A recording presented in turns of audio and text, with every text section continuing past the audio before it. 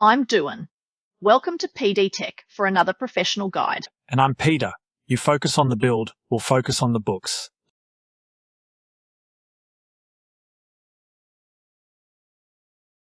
Invoicing the right way can make a significant difference to the speed you receive those eagerly awaited payments. This is how to make an invoice. Your goal should be to make sure your invoice is taken seriously. That way your customer will find it far easier to pay you quickly. So, the actual invoice. What does it look like? What does it need to include? And where do you start? One way you can make this process a lot easier is having an invoice template to start with. We've provided a couple free templates in the description.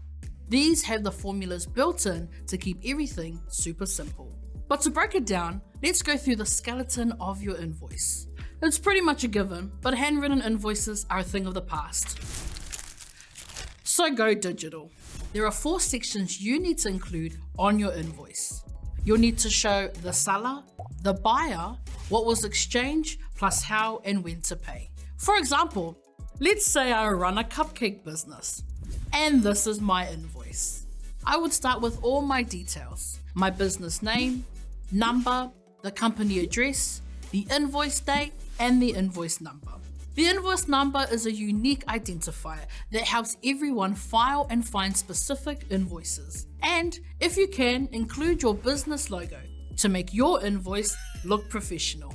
Now the buyer's details. That's their name and address.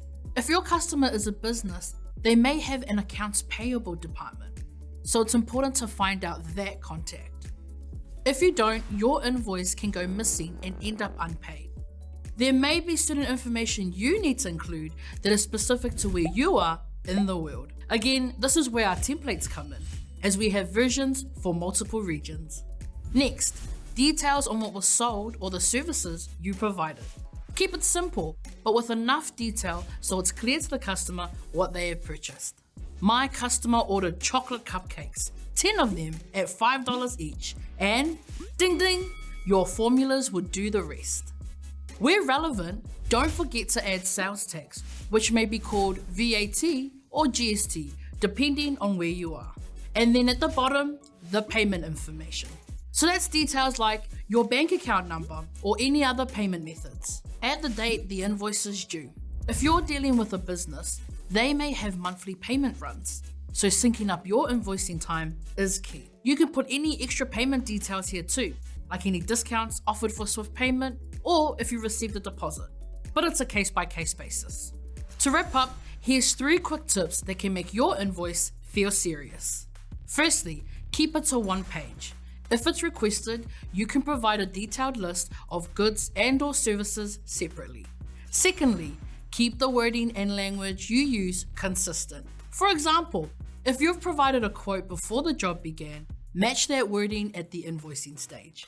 And lastly, the one most unbreakable rule of invoicing: do it.